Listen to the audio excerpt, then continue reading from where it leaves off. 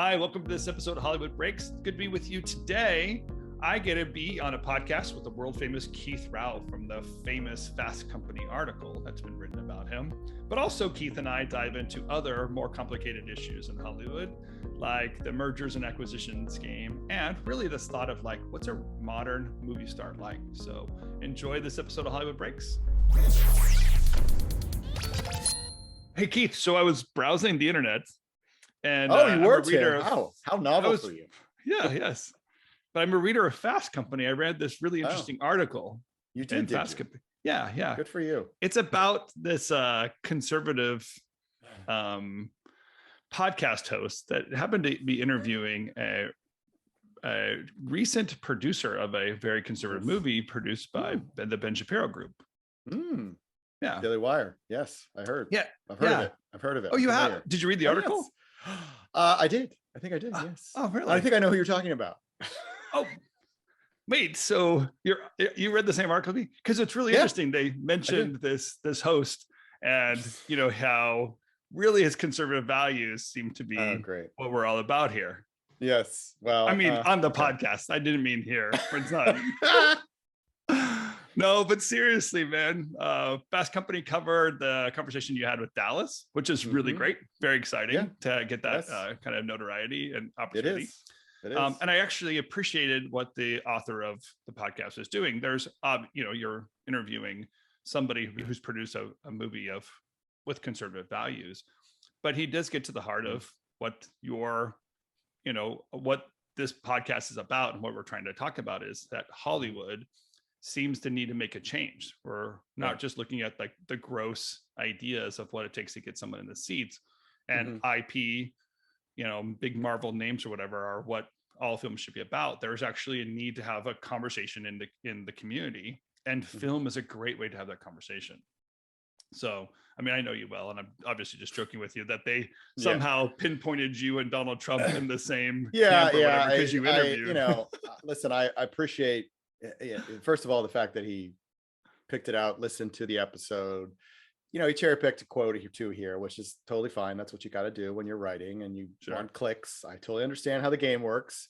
But it was at the same time, he also gave credit to what we did talk about in terms of the idea that the movie star doesn't seem to really be relevant anymore.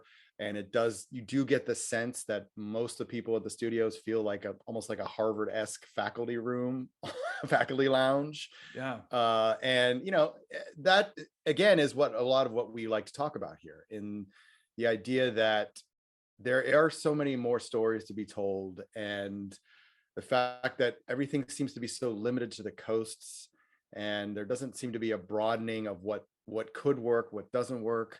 I mean, I know I keep referencing Kevin Getz and what he said, but it's like there's so much more that can be done that doesn't have to cost like $150 million. To Dallas's credit, they made Shut In for I think under 2 million or something like that, and you would never notice. I mean, they're little things, but I'm only because I'm a movie guy and I know where they had to cut corners here and there.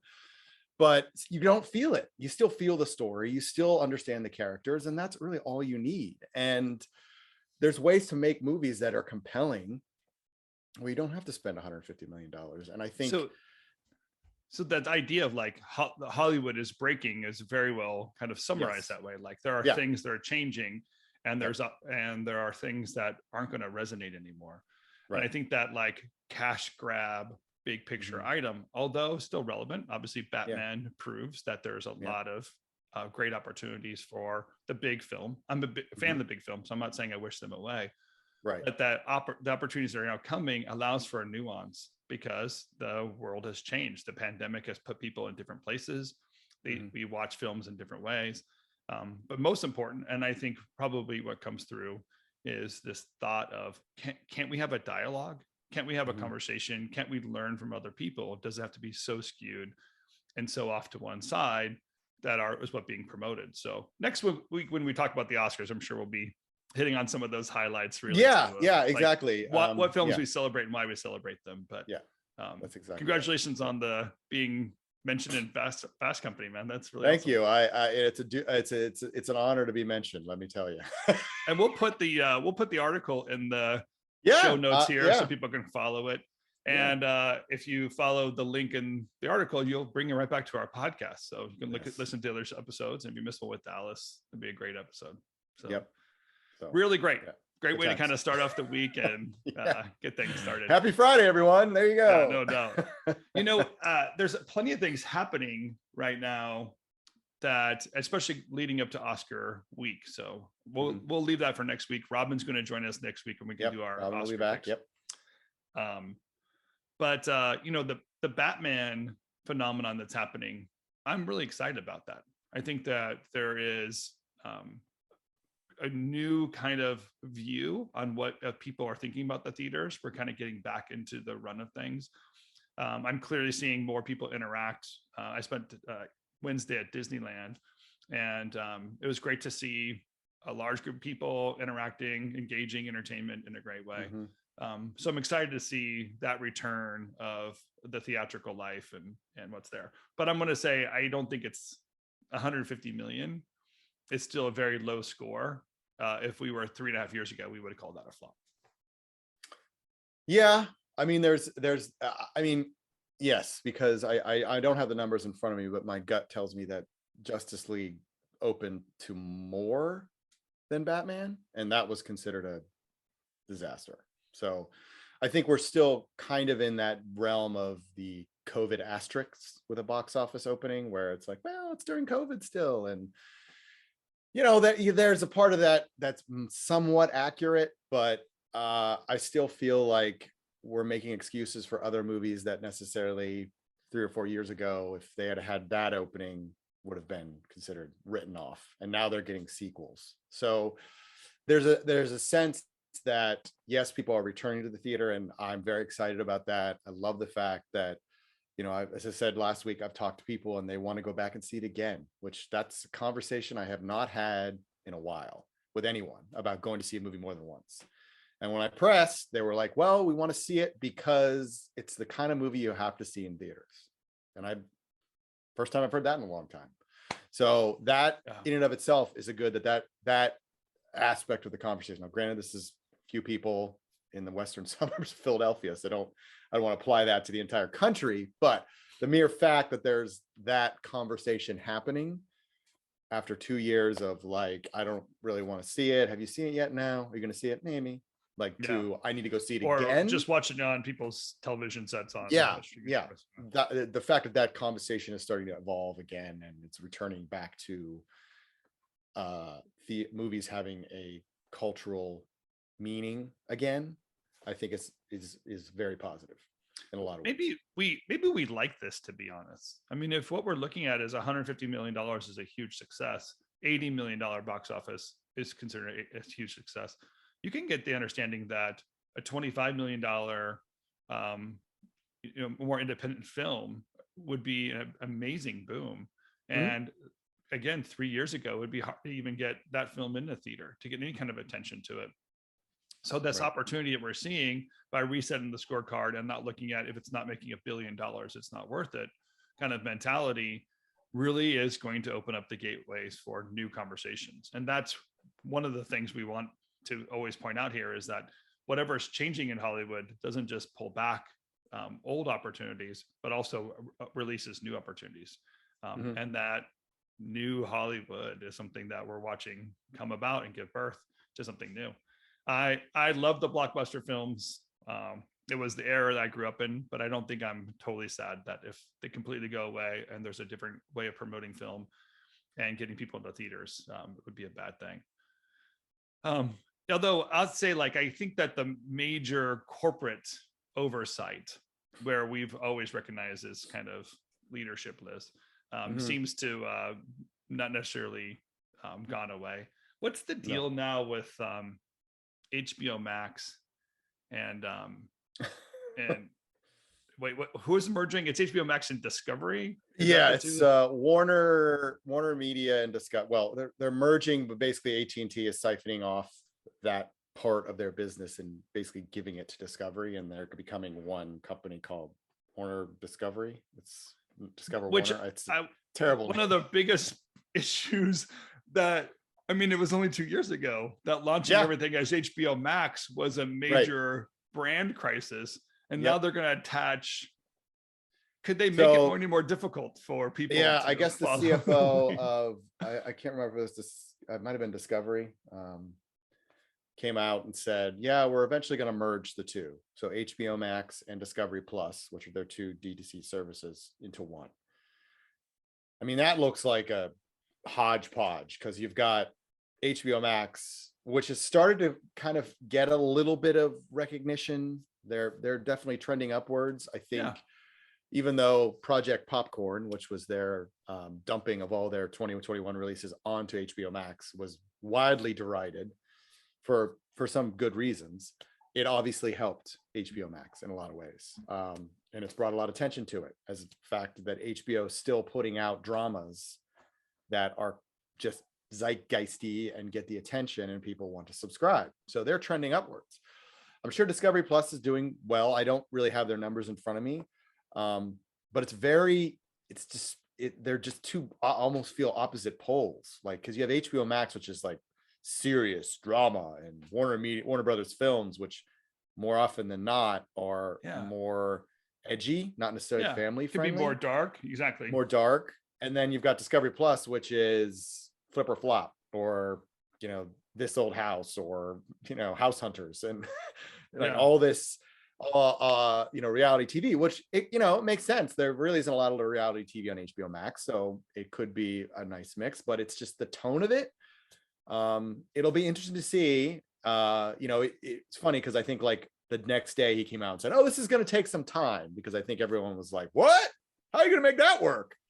So it'll be interesting to see what happens.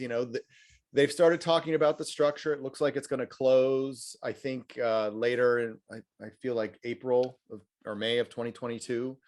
The deal's going to close, and then I think we'll have a better sense of where David Zaslav's head is in terms of the structure of the company, whether or not Ann Starnoff will stay, what's happening with Toby Emmerich and Warner's, and we'll get a sense of how the Discovery people are going to work into all that. And I kind of feel almost for the Warner Media people, because they went through a rough couple years with AT&T, because where there's a lot of belt tightening, a lot of layoffs, and that it looks like we may be heading to that again, because Discovery's projecting $3 billion with a B cost savings in this merger. And that's not all just going to be, because there's going to go from 2 TPS reports to 1. There's going to be a lot of overlap of employees who are going to get shown the door. Yeah, I mean, whenever there's a merger like this, there's always that shakeup. But the thought process really is like, will this be better? Will the big picture really play itself out? Mm-hmm. I really feel like this has a lot of throwback to the BoJack Horseman Corporation, the AOL, Time Warner, Halliburton, Trader Joe, whatever was it? AOL, Time Warner, PepsiCo, Viacom, Skynet, Toyota, Trader Joe's, right? Yeah, like this. We're really kind of like, does one corporate entity bringing in another corporate entity really create a bigger, more powerful situation? It's cost savings really what it's about. Mm-hmm. And the curiosity to me is just how different the brand can be in the marketplace, and then to try to put them together in one box. I'm not really sure if I understand how those connections can be there. It is interesting because you feel like this all started because in my mind, this is kind of started with Rupert Murdoch realizing I can't compete with Netflix, Apple, Amazon, with those kinds of their bottom lines and their their income streams unless I get bigger.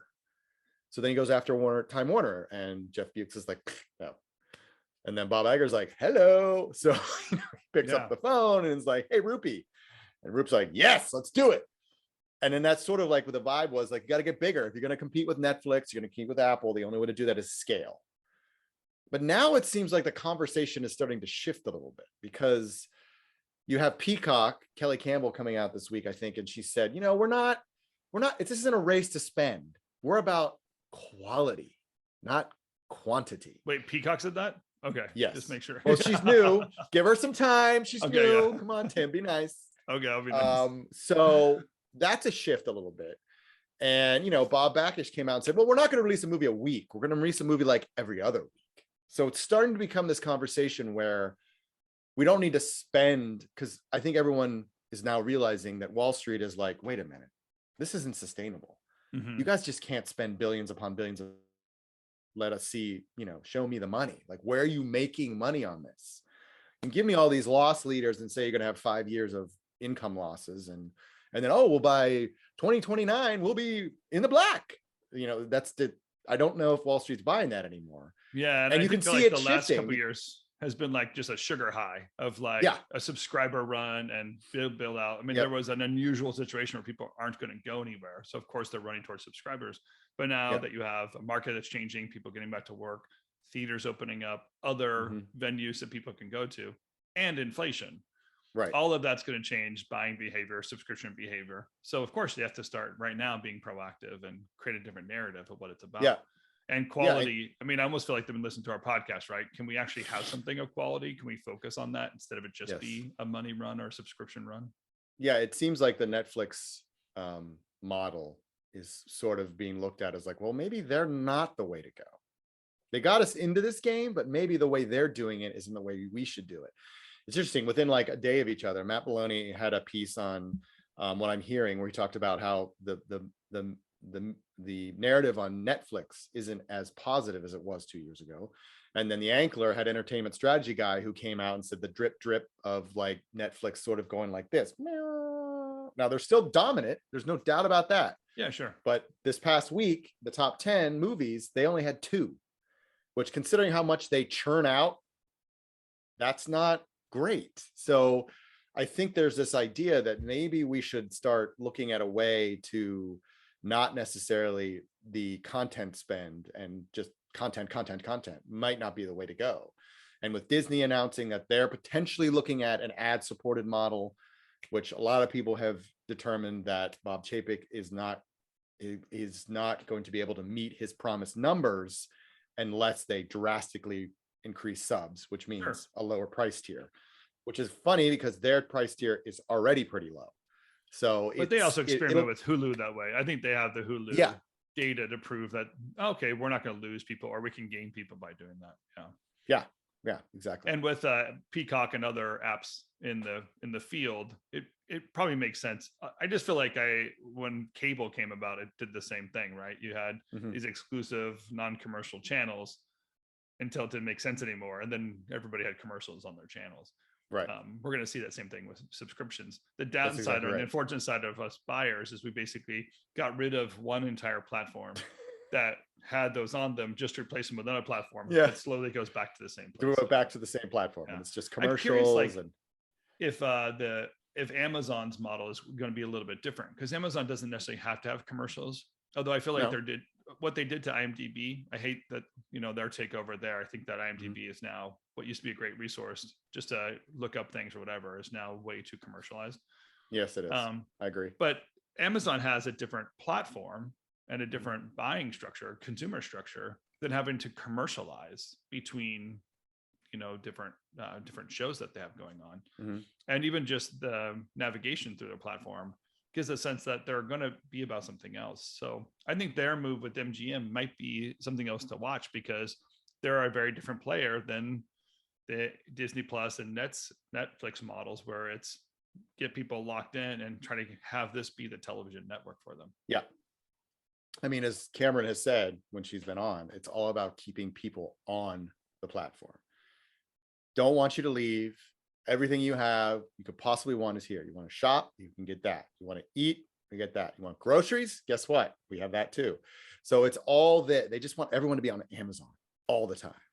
And I think the fact that Amazon yesterday announced that their MGM deal is closed officially. There's a town hall today to sort of walk through what that looks like. I'm curious to see, just as a film guy, Mike DeLuca, who was the head of New Line. I worked at New Line. He wasn't the head when I was there, but he's created so many of the legendary movies that, we know of from the heyday of New Line. So I'd be interested to see what happens to him and his Lieutenant Pam Abdi, who's also a great executive, to see like where they end up in the whole Amazon area. And then now they have Bond. So it's going to be interesting how that all works, because I think Amazon is still trying to figure out what this is and what it looks like. Again, we're still talking about tech companies trying to be like studios when the cultures are clashing. There's a lot of differentiation. Tech mantra is fail fast, and that's not a studio mantra at all. Right. So it'll be interesting to see like how this all works. But I think you're right. It's Amazon is playing it a little differently, because I think their game is almost similar to Apple TV, where Apple TV is just like, we're in no hurry, we're no rush. We'll just take our sweet time. People will come to us. Hey, Brad Pitt, here's 200 million to make that movie you've always wanted to make. Yeah. And it's just, and Amazon, they grab their movies. They have their little movies that do well and whatnot, but you never feel like it's the only thing driving them, because you have to understand that Amazon is a consumer goods company for all intents and purposes. Yeah. And they present the films in that way. It's, we have a platform. Exactly. You want to watch a movie? Yeah, I feel like when I'm on Amazon, I'm at Blockbuster Video, right? I basically have chosen to go do a thing, although it's on my television set, right? I don't have to leave my house to do it. And it's almost like the theatrical model, like I'm taking the moment to do it, opposed to the other platforms. They constantly want you to be watching their minutes, or they're producing more and more content just to prove that how many minutes you're on their platform works. Right. Which to me, like that business model seems very foolish. It's like an inverted yield curve of like how fast you consume it is. You you consume $200 million in 2 hours. That's crazy, and Netflix can do that. You can, in 2 hours, you can consume $200 million worth of production value very, very fast. If they could slow down some consumption, I'll still might retain my subscription to it and actually find some product I want to watch. But yeah, to me, there are some different models. You brought up Apple. And I think of Apple's studio more like what New Line did. Like they actually had a point of view. They have specific things they want to back. They have a certain quality they want to be about. So they don't have to be a large studio and just produce something everywhere for everyone. They're really being consistent with who they are as a brand. But it is a slower growth. They're not. They're basically going to win if it's not going to be about how much content you have. Yeah, they're going to do just fine. They're not, it's funny because they don't really shove a lot of their executives in front of glossy profiles and Vanity Fair or Variety or Hollywood. You don't see a lot of that. They're very quiet about what they're doing. You see announcements, as I mentioned, about the Brad Pitt movie, but they're mostly quiet about it. And they're just like, we're just going to keep doing our thing, making our own stuff. And we'll just keep on keeping on, and we're going to protect the Apple brand because that's what's most important to us. And we're not going to get involved in sort of hours consumed like Netflix and subscribers and all that stuff that, all the other guys are getting lapped up in. It's almost like everyone has been fighting about content spend, and Apple's just sort of like, we're going to focus on quality. We're just going to take our time. We're not going to churn out a movie a week. It's not what we're about.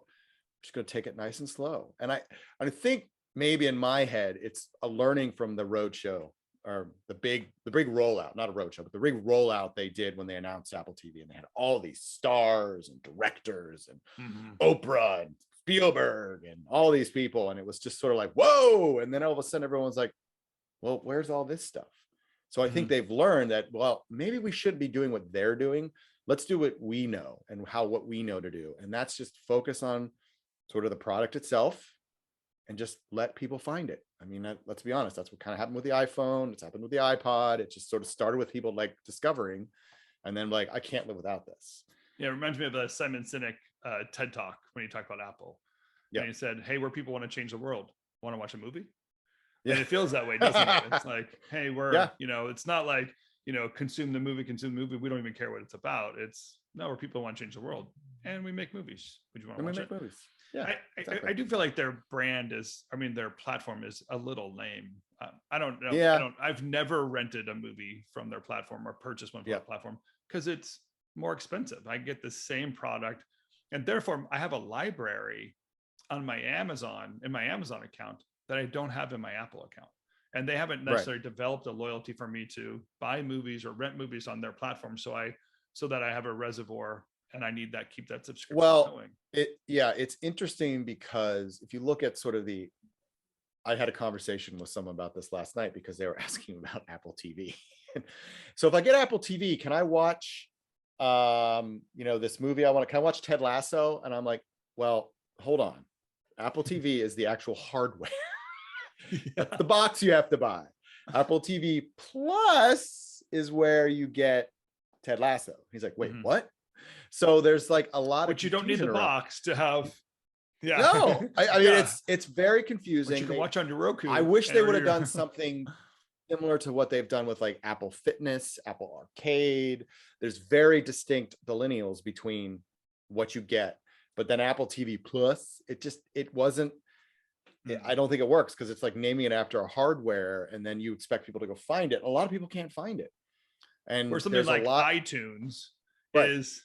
Or I guess because I'm music now, but was something to say like, oh, this is a software package that delivers goods separate from the hardware that you were listening on. So, and that's sort of the big disconnect, and their platform is confusing. I mean, luckily I'm technically adept, so I can guide it, but I guarantee you someone who's not familiar with how to get through it all, it's confusing. It's really confusing. Like you click on the Apple TV and then you get all these other shows like from other apps that you've been watching.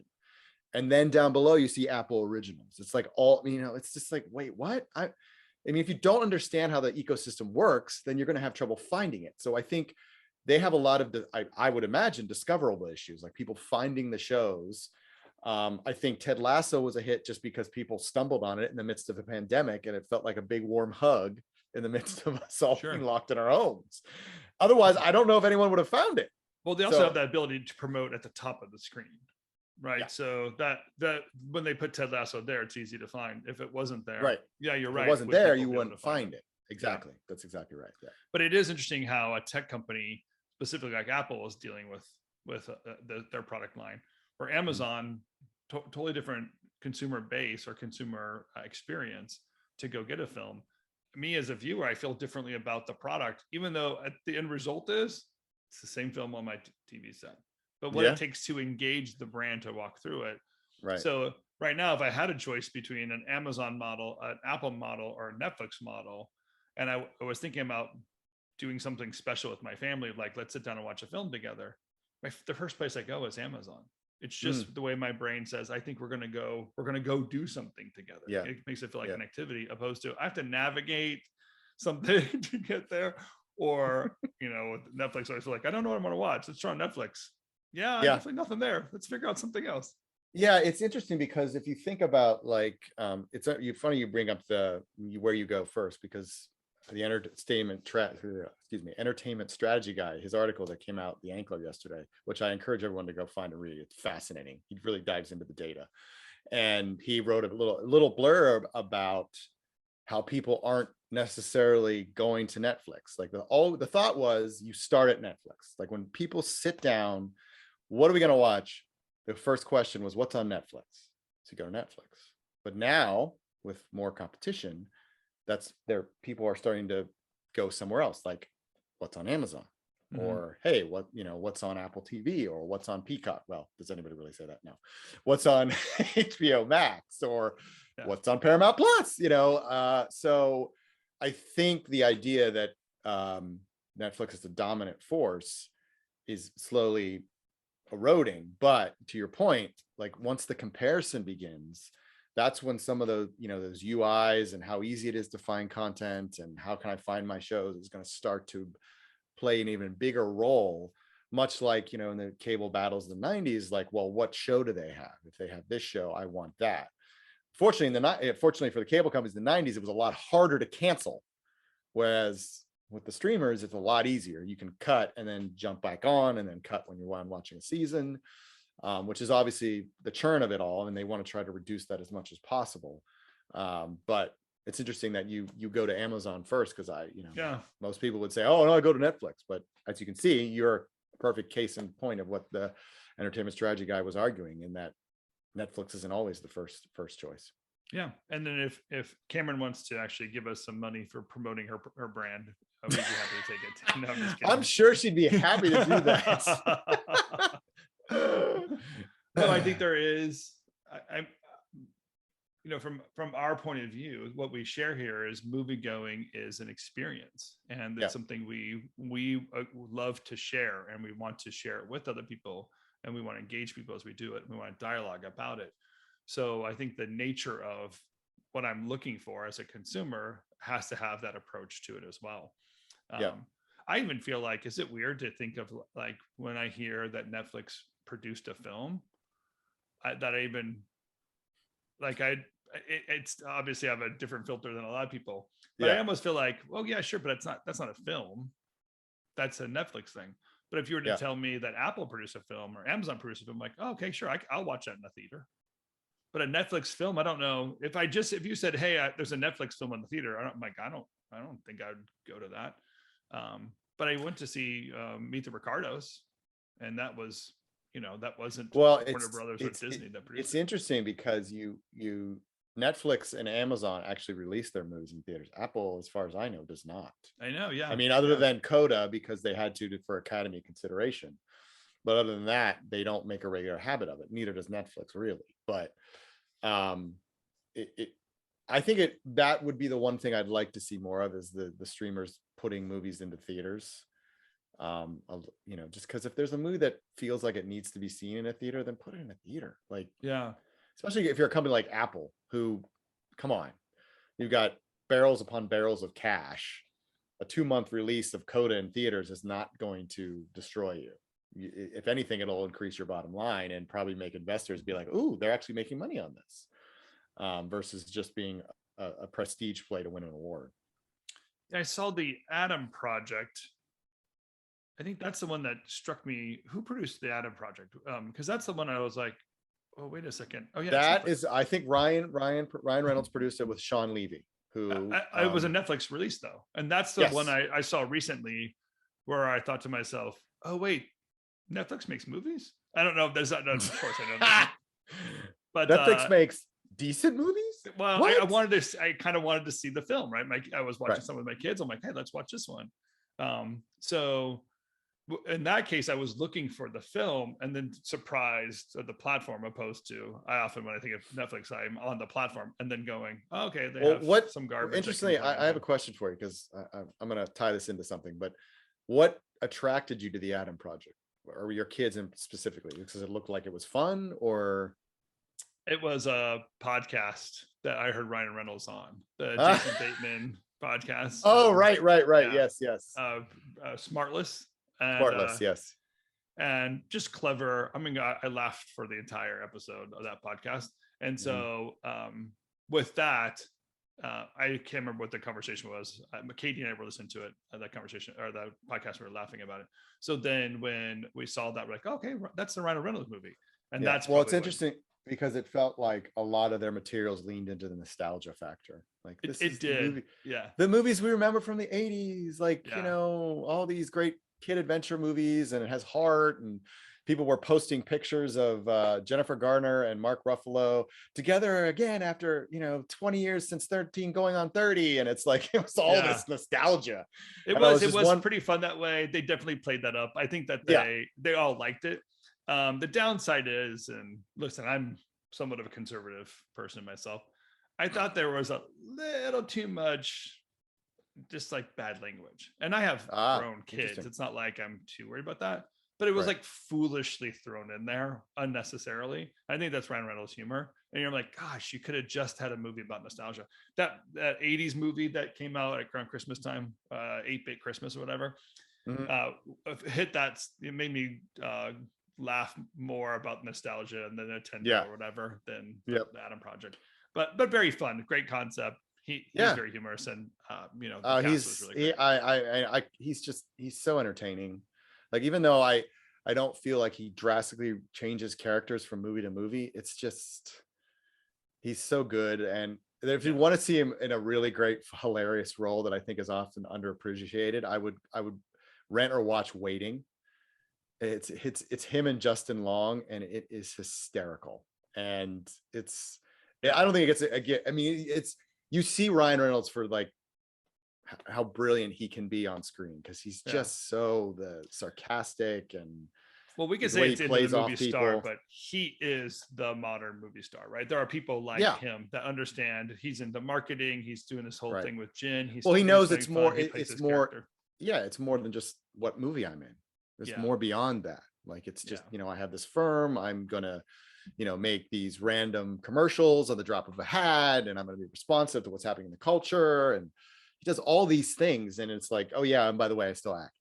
Yeah, in a clever way. So, in a clever way. Well, it's good to be on a podcast with one of the most conservative podcasters on the planet. No, I'm just Great. No, That's I just just great. love that one line. It just cracks me up.